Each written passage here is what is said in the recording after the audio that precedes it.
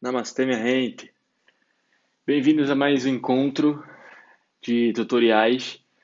E a gente já falou um pouquinho sobre Chaturanga, já falamos um pouquinho sobre Ardha Uttanasana e Uttanasana. E hoje decidi falar sobre uma postura que talvez depois do Chaturanga seja uma das posturas mais negligenciadas que a gente tem nas práticas de yoga. É o famoso Adho Mukha Svanasana ou Svanasana, cachorro olhando para baixo. Certo? Então, pontos importantes para a gente poder entender um pouco sobre essa postura, que, assim como eu falei no Ardha Uttanasana, que tem uma grande ênfase na linha superficial de face a posterior do nosso corpo, a Adho Mukha tem a mesma propriedade, tem a mesma característica. Também é uma postura que trabalha bastante essa linha superficial posterior. É uma postura que tem como ênfase também a extensão da coluna, e não das pernas. Esse é um grande ponto importante a se analisar, porque muitas pessoas focam na Adho Mukha em colocar o calcanhar no chão, colocar o calcanhar no chão, colocar o calcanhar no chão, e eu sempre falo que o calcanhar no chão na Adho Mukha é uma conquista que vem com o tempo, não um pré-requisito. Então, é importante a gente observar esse aspecto para a gente não acabar deixando que coisas superficiais como essa acabem colocando em segundo plano os verdadeiros objetivos da postura.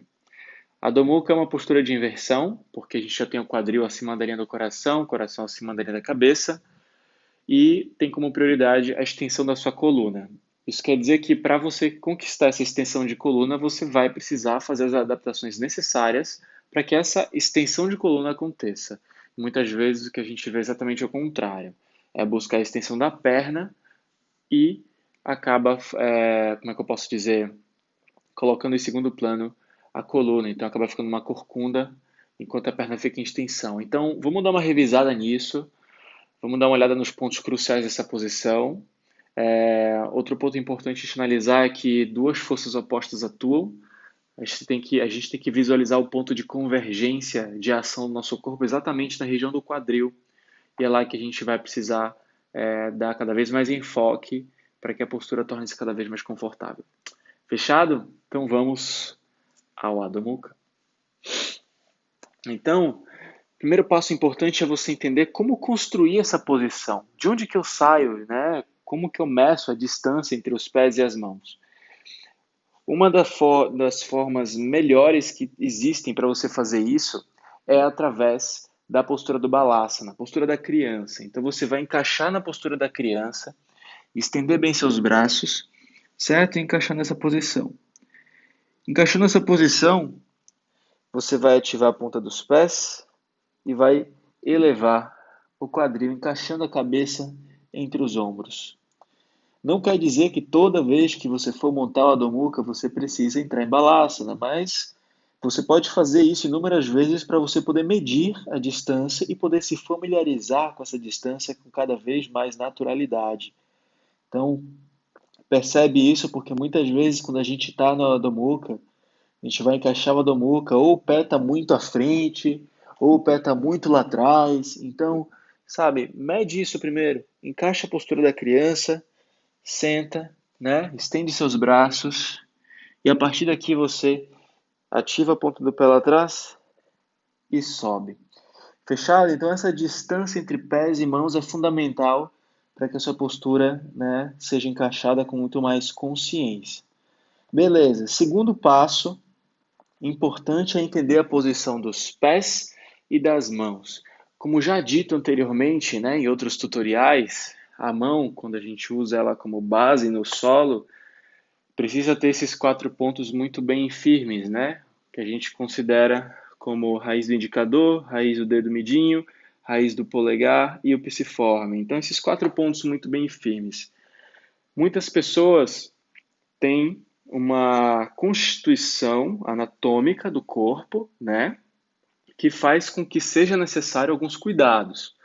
Então, por exemplo, normalmente você vai apoiar a sua mão no chão apontando os dedos indicadores para frente.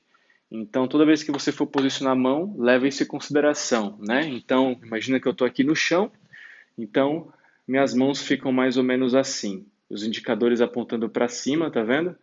E aqui você firma a mão no solo. O que pode acontecer nisso é, por conta de alguma formação mesmo, estrutura óssea do seu corpo, essa posição torna-se às vezes anti-anatômica e você, por uma compensação natural do seu corpo, acaba ficando com a mão em formato de covinha, o que é ruim, porque você acaba não tendo estabilidade no chão. Então, um ajuste que você pode fazer é girar suas mãos um pouquinho para fora. Nada muito grande, não precisa virar 45 graus, não. Uns 5 a 10 graus no máximo, ajustando o seu corpo e talvez isso ajude você a fixar, a criar uma fundação, uma base muito mais sólida no chão, certo? Então leva isso em consideração. Os braços são muito importantes da gente analisar porque no Adho você não quer nem ficar com uma hiperextensão do cotovelo, porque isso aqui acaba sendo uma compensação. Mulheres, principalmente, que têm facilidade de hiperextensão nas articulações, tomem muito cuidado com isso, né? Mas ao mesmo tempo você não quer ficar com o braço flexionado. Por quê? Quando você faz uma hiperextensão, você está fazendo uma compensação.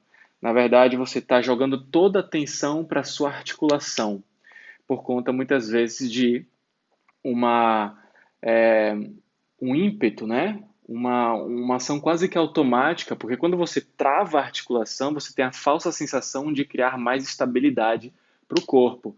Porém, está sobrecarregando a articulação, isso pode ser péssimo, né? No caso da saúde da articulação. Porém, se você mantém o braço muito flexionado, você não está usando nada, né? Você não está usando nada, quero dizer que você não está usando, na verdade, uma angulação favorável para a distribuição de peso, né? E você acaba sobrecarregando a musculatura adjacente, tríceps, ombro, antebraços, pronadores do antebraço.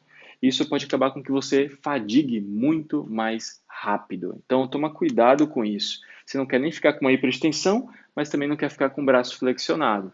Então, uma vez que você posiciona, encaixa as mãos, acha a melhor posição para você e se estabiliza.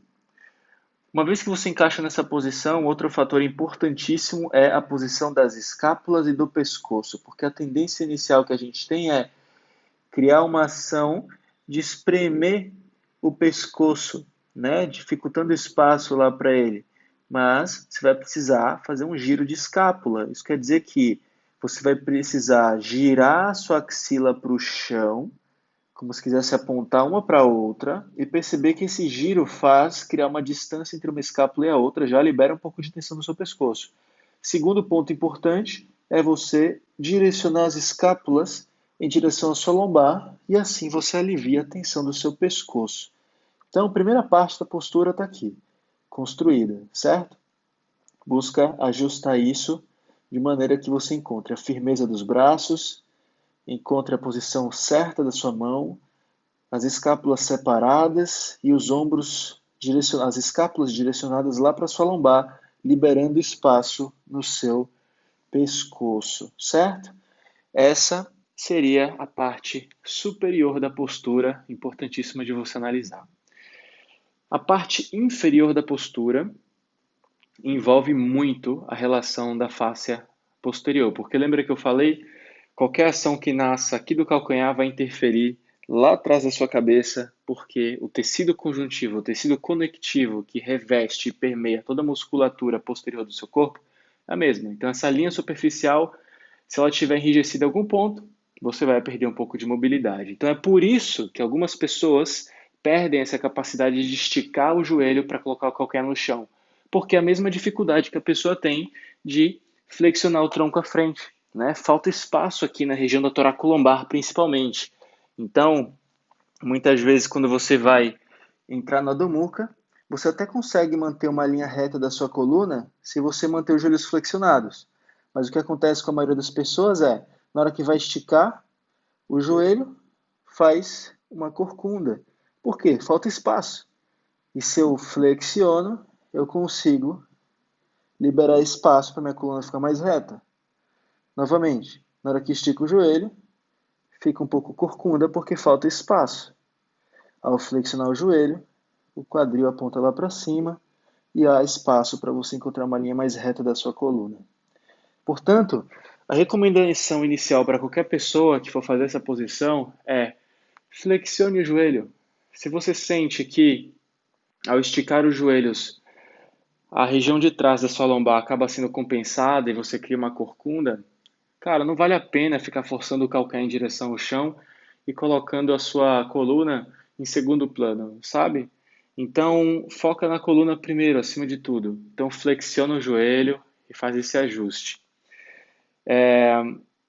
Uma vez que você faz esse ajuste, que você entende que a melhor maneira de você construir a posição é mantendo as mãos firmes, superior alinhado, escápulas, etc., com o joelho flexionado, você tem a postura mais adequada.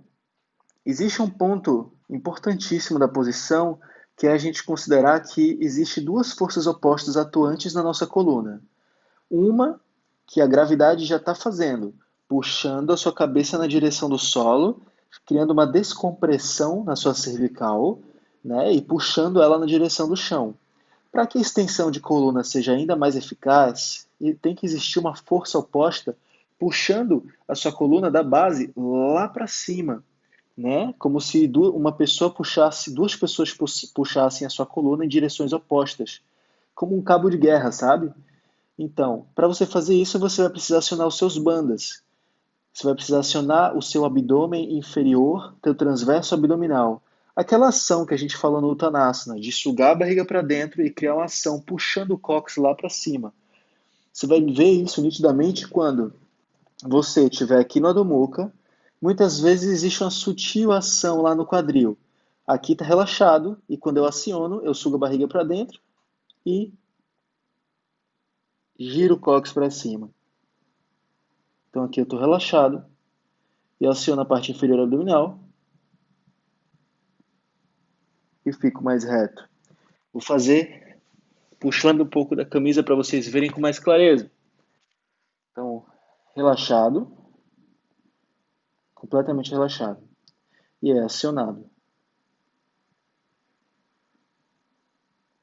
Mais uma vez. Relaxado e acionado. Essa ação é que vai ajudar vocês a criar cada vez mais espaço para essa posição. Muitas pessoas já até conseguem fazer as flexões para frente, tem espaço, já toca no chão e na Adho Mukha isso pega. Talvez falte esse pequeno detalhe, porque essa ação faz criar mais espaço para o calcanhar e para o solo. Então, se você é dessas pessoas, talvez observa se isso pode ser o item que falta. Então, às vezes a gente está aqui com o calcanhar já próximo do chão, mas aqui em cima está curvo ainda. Então, mantém firme, empurra o corpo lá para trás e para o alto, aciona o quadril, gira para poder achar a linha cada vez mais reta. Então, daqui está relaxado e aciona. Certo? Beleza. Talvez, depois de tudo isso, seu calcanhar ainda demore tempo para chegar no chão. E aí algumas coisas podem ser levadas em consideração. Primeiro que, novamente, cada corpo é uma anatomia. Então, às vezes, a flexibilidade de tornozelo pode influenciar. Então, pode ser que o tornozelo tenha certa dificuldade em fazer os movimentos para frente e para trás. Algumas pessoas têm uma hipomobilidade aqui nessa região, que pode ser uma questão de exercício, como pode ser também, de repente, uma questão fisiológica.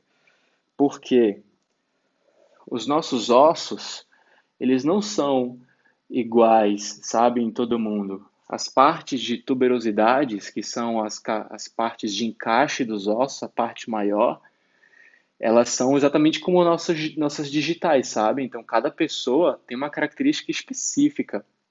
Então, pode ser que no seu caso, às vezes a posição é de tal maneira que impeça uma grande mobilidade da articulação. Pode ser, não quer dizer que seja.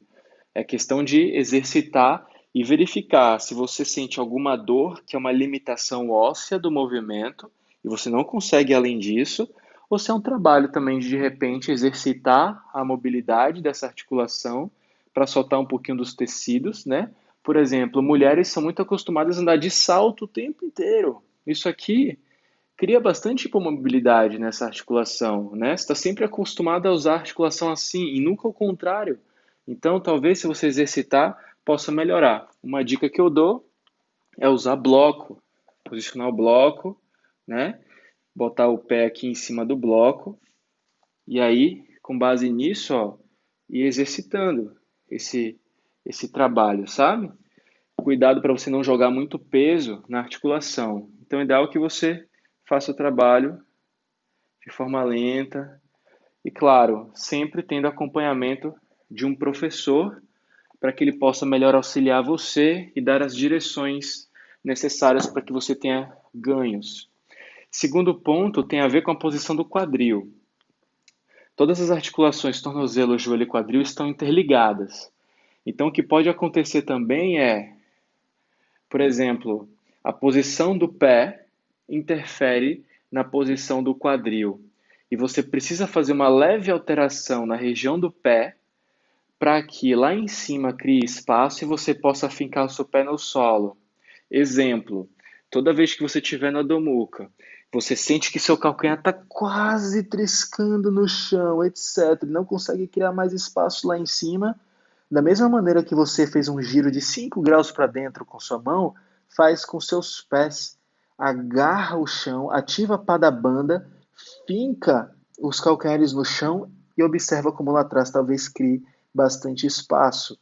Então, às vezes, só falta a pessoa ativar a pá da banda, ativar a face plantar, sugar o chão para trazer esse calcanhar para o solo.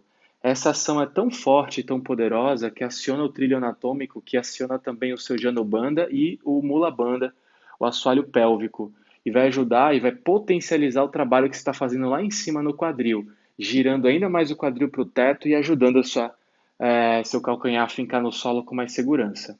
Então, minha gente, todos esses pontos são importantíssimos de você analisar, de você sentir, de você observar, para que a sua postura seja construída com cada vez mais segurança. No início vai ser difícil, é muita coisa para você lembrar, por isso é necessário que você salve esse tutorial aqui, assista over and over and over again, para poder ir pegando cada um desses pontos. Às vezes você vai trabalhar em um ponto isolado durante um tempo, depois vai trabalhar em outro ponto isolado durante um tempo. É uma questão de fazer e observar como que sua postura evolui ao longo do tempo. Mas leva bem essas observações, tá? Mãos, extensão dos braços, escápulas, cintura, extensão das pernas e mobilidade de tornozelo. Observe esses pontos ao longo da cadeia, como que elas se comportam, e tenho certeza que de pouco em pouco o seu Adamuka vai ficar cada vez mais bem construído, bem estruturado, que não é uma questão de estética não, é uma questão de realmente a postura se tornar cada vez mais eficaz, não só fisicamente, mas energeticamente também, porque cada ponto desse que você aciona, você está conscientemente ativando todos os canais energéticos para que a energia do asana possa fluir ao longo de todo o seu corpo. Fechado? Boas práticas, a gente se vê no próximo encontro.